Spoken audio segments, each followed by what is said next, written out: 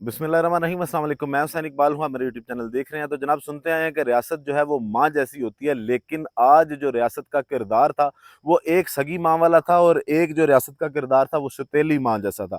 मामला कुछ यूँ है कि 26 जुलाई को पाकिस्तान तहरीक इंसाफ और जमात इस्लामी, दो अलग-अलग जमातों ने एहतजाज की कॉल दी थी। मोटो तकरीबन दोनों का एक था, लेकिन तहरीक इंसाफ के मुतालबात ये थे कि जनाब इमरान खान साहब की रिहाई और मुल्क की महंगाई और मैंडेट चोरी जो है इसके खिलाफ वो एहतजाज करेंगे, अपना एहतजाज जो है वो मुख्तलिफ शहरों में रिकॉर्ड करवाएंगे। दूसरी जानिब जो जमात इस्लामी है उन्होंने धरने का ऐलान किया था 26 जुलाई को इस्लामाबाद के अंदर, के वो आएंगे, धरना करेंगे और इस्लामाबाद में बैठेंगे जब तक IPPs वाला मामला जो है, मतलब जो बिजली के बिल हैं उनमें कमी नहीं होती। ये सारी चीज़ें उस पर जमात इस्लामी करेगी एहतजाज।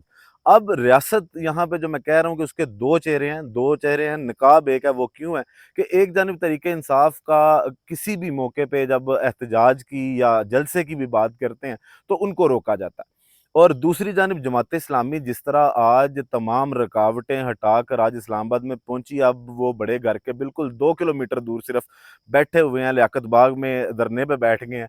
तो उनको यहाँ तक पहुंचने दिया गया, कोई आंसू गैस की शेलिंग नहीं हुई, कहीं जो है वो ज्यादा मजामत नहीं, सिर्फ 30 जो है वो कारकुन जमात इस्लामी के उनको आज गिरफ्तार किया गया। तो सवाल एक तो आप लोगों से ये है कि आप बताएं, एक चीज़ ये कि क्या जमात इस्लामी का ये धरना जो है ये प्री प्लान नहीं है? क्या जमात इस्लामी के इस धरने से कुछ हासिल होगा या सिंपल फिर वही होगा कि जनाब लॉलीपॉप जो है इनको एक थमा दिया जाएगा और ये एक मैसेज सिर्फ दिया जाएगा बाकी सबको कि अगर आप हमारे साथ हैं और हमारे साथ आप हमारी बात सुनते हैं, तो उसके बाद आपके लिए सब जायज़ है, आप जो मर्ज़ी करें, आप एहतजाज करें, धरने करें, जो माँगें वो आपको मिलेगा। तो ये मैसेज क्या आज दिया गया? अब मैं ये बातें क्यों कर रहा हूँ, कुछ पॉइंट्स हैं, अगर हम उनको जोड़ें, तो फिर सारी चीज़ें समझ आएँगी कि ये प्री प्लान्ड क्यों है, ये नूरा कुश्ती कैसे है। एक चीज़ तो ये कि जमात इस्लामी जो है इलेक्शन में भी आप देख लें कि जिस तरह के उनके मामलात थे और जिस तरह का नतीजे आए, उसके बाद जमात इस्लामी एक मुर्दा घोड़ा था जिसको आज इस्टेब्लिशमेंट ने, इस मुल्क के ताकतवरों ने दोबारा से इंजेक्शन लगाया और उस मुर्दा घोड़े को, जो एक स्लीपर सेल है इनका, उसको दोबारा से ज़िंदा किया। और जो हर तरफ है वो यही तासुर दिया जा रहा है कि पाकिस्तान में जमात इस्लामी जो है एक मकबूल जमात है। हालाँकि लोगों ने अगर वोट की बात की जाए तो वोट इतना जमात इस्लामी ने हासिल नहीं किया। फिर ये लोग बातें करते रहे कि जनाब पाकिस्तान तहरीक इंसाफ के साथ हैं, पाकिस्तान तहरीक इंसाफ का हक मारा गया। तो कहीं न कहीं आज ये भी साबित हुआ है कि वो कहीं ट्रैप था कि इनको इनके साथ मिलाया जाए और कुछ चीज़ें जो हैं वो तहरीक इंसाफ के साथ मिलाकर ये जो ताकतवर हैं वो अपनी जमात इस्लामी के ज़रिए जिस तरह भी वो प्लांट करके साथ मिला के कुछ फ़ायदे हासिल करना चाहें तो वो कर सकते हैं। दूसरी चीज़ अब ये है कि पॉइंट जो मैं कह रहा हूँ कि कौन से ऐसे पॉइंट हैं जिनसे लगता ये है कि ये सारा प्री प्लान्ड है। एक चीज़ कि कुछ दिन पहले जो 2 स्टार जनरल साहब ने प्रेस कॉन्फ्रेंस की, उसमें जब उनसे फैज़ाबाद धरना, जब TLP वाले आए, तहरीक लब्बैक पाकिस्तान वाले आए, उन्होंने जब बात की और उस पे सहाफ़ी ने सवाल किया उनसे कि जनाब फैज़ाबाद में जो धरना हुआ TLP का, तो वो धरना कैसे जो है वो हो गया, वो 7 दिन कैसे बैठे? जिसके जवाब में जो जनरल साहब हैं, 2 स्टार जनरल साहब, उन्होंने बात की कि अब देखें, कल को अगर यहाँ पे आके जमात इस्लामी भी 3 दिन के लिए बैठ जाए तो हम क्या करें? और कोइंसिडेंस कैसा है, इत्तेफ़ाक ऐसा है, उसने इत्तेफ़ाक ये हुआ कि जमात इस्लामी आ गई। मतलब वो एक प्लान नज़र आया कि तब उनके जवाब में ये प्लान था कि हो सकता है कि जमात इस्लामी भी आके बैठ जाए, फिर हम क्या करेंगे? तो जमात इस्लामी आ गई। फिर नंबर 2, आज तारड़ साहब ने जब प्रेस कॉन्फ्रेंस की, तारड़ साहब ने उस प्रेस कॉन्फ्रेंस में क्या कहा? तारड़ साहब ने कहा कि जनाब हमारा इनके साथ मुआहदा हुआ था कि ये लियाकत बाग से आगे नहीं आएँगे। अब एक चीज़ तो ये है कि पंजाब में दफ़ा 144 नाफ़िज़ है, इस्लामाबाद में दफ़ा 144 नाफ़िज़ है और इस्लामाबाद में दफ़ा 144 जो है वो इनकी मजबूरी है, इसलिए मजबूरी है कि इस्लामाबाद में अगर किसी का तूती बोलता है तो वो इमरान खान का बोलता है। हल्का जो 3 हल्के हैं इस्लामाबाद के, उसमें तीनों में पाकिस्तान तहरीक इंसाफ को जो है वो अवाम ने मकबूलियत दी और वोट इस्लामाबाद में इमरान खान का। तो यहाँ पे मजबूरी है कि उनको पता है कि पाकिस्तान तहरीक इंसाफ मकबूल जमात है, तो किसी भी टाइम अगर एहतजाज की कॉल आती है तो बड़ा मुश्किल हो जाएगा उस एहतजाज को रोकना। तो उसलिए इस्लामाबाद में तो 144 है ही है।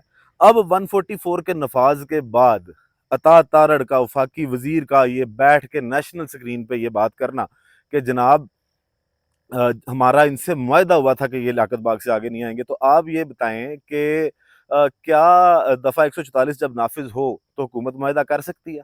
कि कैसे जनाब जब पाबंदी है, जलसों पे पाबंदी है, जब रैलियों पे पाबंदी है, एहतजाज पे पाबंदी है, तो किस तरह हुकूमत जो है किस कानून के तहत किसी भी पार्टी के साथ वो मुआहदा कर सकती है कि जनाब आप यहाँ तक एहतजाज कर सकते हैं या यहाँ तक नहीं कर सकते।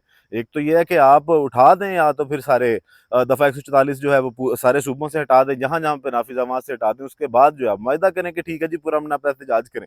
जब आपने 144 लगाई है, उसके बाद जो है फिर वो कैसे आप किसी के साथ मुआहदा कर सकते हैं। एक पॉइंट ये है जो इस चीज़ को साबित करता है कि ये कहीं न कहीं नूरा कुश्ती है और ये कहीं न कहीं पे प्लान्ड सारा एहतजाज आज जो मुल्क का तमाशा दिखाया गया। और ये कुछ मैसेज देने होते हैं नेशनली भी, इंटरनेशनली भी। नेशनली ये मैसेज दिया गया कि आप हमारे साथ बैठें, आप पूरा इस्लामाबाद जाम कर दें, हम आपकी सहूलतकारी भी करेंगे, आपके बंदे अब देखें। एक चीज़ ये कि सिर्फ 30 कारकुन जो है उनको गिरफ्तार किया गया और उसके बाद वज़ीर दाखिला साहब ने जब उन्होंने तकरीर की पहली हाफ़िज़ नईमुर रहमान साहब ने, तो उसमें उन्होंने कहा कि जनाब हमारे कारकुनों को रिहा किया जाए। और फिर कमेटी बनने से पहले, हालांकि दोनों जानिब से अभी तक कमेटीज़ का ऐलान नहीं हुआ कि कौन-कौन मुज़ाकरात करेंगे। कमेटी बनने से पहले जो है वो उनको रिहा कर दिया जाता है और पूरे सरकारी प्रोटोकॉल के साथ उनको लियाकत बाग जो है वो पहुँचा दिया जाता है कि जनाब नहीं, आपको हम आपके बंदे पहुँचा देंगे। तो ये सारी वो चीज़ें हैं जिससे पता चलता है कि ये मुर्दा घोड़ा खुद ज़िंदा किया गया है। इसके अंदर से कुछ भी नहीं निकलना। और सिर्फ़ आप तहरीक-ए-इंसाफ के नहीं हैं तो आप कुछ भी कर सकते हैं। तहरीक-ए-लबैक वाले आके 7 दिन यहाँ पे बैठे, फ़लस्तीन के नाम पे बैठे। उन्होंने यहाँ पे जो है वो 7 दिन तक फैज़ाबाद को बंद करके रखा। कोई वहाँ पे भी बड़े प्यार से राणा सनाउल्लाह साहब के मुज़ाकरात हुए पुलिस वाले और उनके दरमियान कोई झड़पें नहीं हुई। दूसरी जानिब इसी तरह का कोई अगर अमल तहरीक-ए-इंसाफ करती है तो वहाँ पे ऐसे लगता है जैसे इनसे बड़े जो रियासत दुश्मन है वो कोई है ही नहीं है। तो फिर रियासत के ये 2 चेहरे हैं, वो क्यों दिखाई दे रहे हैं कि एक तरफ जनरल साहब जो हैं, जो 2 स्टार जनरल साहब हैं, वो प्रेस कॉन्फ्रेंस में पहले इशारा देते हैं, फिर तारड़ साहब ये बात करते हैं कि जनाब इनसे मुआहदा था। कैसे हो गया मुआहदा? सवाल तो फिर यही है। फिर एक और अहम बात कि हाफ़िज़ नईम साहब जब आए तकरीर करने, तो उन्होंने क्योंकि डेडिकेटेड इनका कारकुन है जमात इस्लामी का, जिस तरह जेयूआई फेक है, मौलाना फजलुर रहमान साहब का कारकुन डेडिकेटेड है, बिल्कुल इसी तरह जमात इस्लामी का भी कारकुन जो है वो डेडिकेटेड है कि आप उनको जिस साइड पे लगाएँगे, इनके लीडरशिप वो उस पे लब्बैक कहेंगे, आमीन कहेंगे और वहाँ पे पहुँचेंगे। अब लेकिन क्योंकि लोगों को तो और पट्टी पढ़ाई गई है ना कि जी बिल सस्ते करा के आने हैं हमने, जनाब महँगाई कम करवानी है, वो देखेंगे कि क्या हासिल होता है 3 दिन के बाद। लेकिन आज जब उन्होंने तकरीर की और अपनी तकरीर में उन्होंने यही कहा कि जनाब अगर औरतों को कॉल देंगे तो औरतें भी एहतजाज में धरने में शामिल हो जाएंगी। किसानों को भी चाहिए कि वो जनाब महंगाई के खिलाफ आवाज़ उठाएं और हमारे साथ आगे धरने में जो है वो शामिल हों। हाफिज साहब ने आज जो तकरीर की उसमें जो सबसे मज़े की जगह आई ना वो वाली थी कि जब उन्होंने आगे स्टेज पे खड़े होकर पूछा कि आगे कहाँ जाना चाहते हो, तो लोगों ने आगे से नारे लगाए कि डी चौक ना। तो फिर हाफ़िज़ साहब ने दोबारा पूछा कि कहाँ जाना चाहते हो? तो उन्होंने कहा जी डी चौक। तो हाफ़िज़ साहब बड़ी एक मानी-खेज सी हँसी थी उनकी और वो हँसी सुन के हाफ़िज़ साहब जो है वो स्टेज ही छोड़ के चले गए कि अब क्योंकि मुआहदा हुआ है, अब तारड़ साहब भी कह रहे हैं मुआहदा हुआ है, फिर जितना सुकून ही सुकून आज रावी ने लिखा है जमात इस्लामी के लिए, कोई शेलिंग नहीं, कोई पथराव नहीं, कोई पुलिस और उनका आपस में ज़्यादा तसादुम नहीं है, तो सिर्फ़ वो एक गोंगलुओं से मिट्टी झाड़ने के लिए वो कुछ गिरफ्तारियाँ की गई और वो सारे मामलात। तो हाफ़िज़ साहब को तब जब लोगों ने ये कहा कि हम डी चौक जाना चाहते हैं, हम डी चौक जाके बैठना चाहते हैं, तो हाफ़िज़ साहब जिस तरह स्टेज छोड़ के गायब हुए, उससे पता ये चलता है कि ये हाफ़िज़ साहब की जो हाफ़िज़ साहब के साथ मुकाबला नहीं है, नूरा कुश्ती जारी है। और अब वो मेहमान हैं, लियाकत बाग सबको पता है कि वो जहाँ से बड़े फ़ैसले होते हैं, बड़े घर के बिल्कुल करीब है, वहाँ पे वो मेहमान हैं, 3 दिन के लिए मेहमान रहेंगे। हाफ़िज़ साहब ने अभी ये कहा कि जनाब अगर तो ये सीरियस हैं और कोई मुज़ाकरात करते हैं तो ठीक है, नहीं तो टाइम लिमिट कोई नहीं देंगे और हमें अगर 1 महीना भी बैठना पड़ा तो हम यहाँ पे बैठेंगे। लेकिन ये सिर्फ़ दिखावा है, क्योंकि इसलिए हो सकता है कि 3 दिन पूरे भी ये ना बैठें, लेकिन अगर बैठ भी जाते हैं तो इसमें से निकलना कुछ नहीं है। ना बिजली के बिल कम होने हैं, ना आईपीपीज़ ने ख़त्म होना है, क्योंकि आईपीपीज़ जिनके हैं वो हुकूमत में बैठे हैं और वो ताकतवर हैं, जिनके साथ उनके मुआहदे हैं, तो मुश्किल है कि आईपीपीज़ वाले मामलात को जो है वो हुकूमत डील करे। सिर्फ़ एक लॉलीपॉप जो है वो अवाम को दे दिया जाएगा और ये मैसेज दे दिया जाएगा कि जनाब ये जलसा जो है वो ये धरना जो है वो ख़त्म हो गया है। दूसरी जानिब तहरीक-ए-इंसाफ की अगर बात करें तो आज इस तरह इस्लामाबाद हाई कोर्ट में इनको पीर के रोज़ इजाज़त मिल गई है एहतजाज करने की इस्लामाबाद में।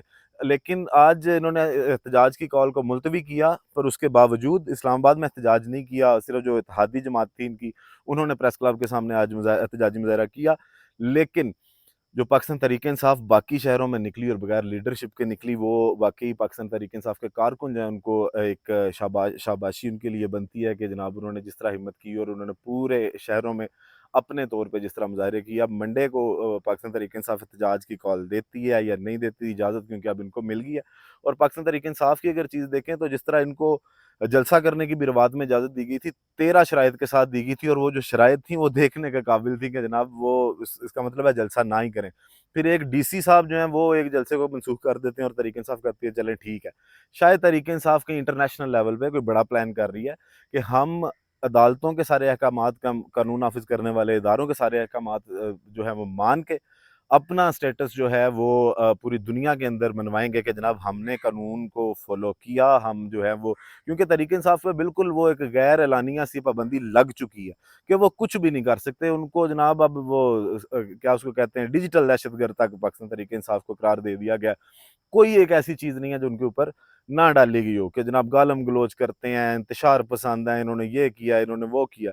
तो पाबंदी तो तकरीबन गैर जो एलानिया पाबंदी, नोटिफ़िकेशन के बगैर पाबंदी पाकिस्तान तहरीक-ए-इंसाफ पे चल रही है, लेकिन शानदार मज़ाहमत पाकिस्तान तहरीक-ए-इंसाफ भी कर रही है और अपना साथ-साथ केस भी मज़बूत कर रही है, जो कल को इंटरनेशनली पाकिस्तान तहरीक-ए-इंसाफ को बहुत उस पे फ़ायदा होगा कि जनाब हमने एक गमला तक नहीं तोड़ा, हमने डीसी तक के, छोटी से छोटी अदालत तक के जो अहकामात हैं वो माने हैं। दूसरी जानिब अब ये बैठे हैं धरने पे और लियाकत बाग से क्या लेके उठते हैं जमात इस्लामी, ये एक बड़ा अहम सवाल है, लेकिन बज़ाहिर ऐसी लग रहा है कि निकलना इसमें से कुछ नहीं है। वीडियो का इख्तिताम करते हैं इसी दुआ के साथ कि अल्लाह ताला पाकिस्तान पर अपनी रहमत नाज़िल करे। पाकिस्तान ज़िंदाबाद।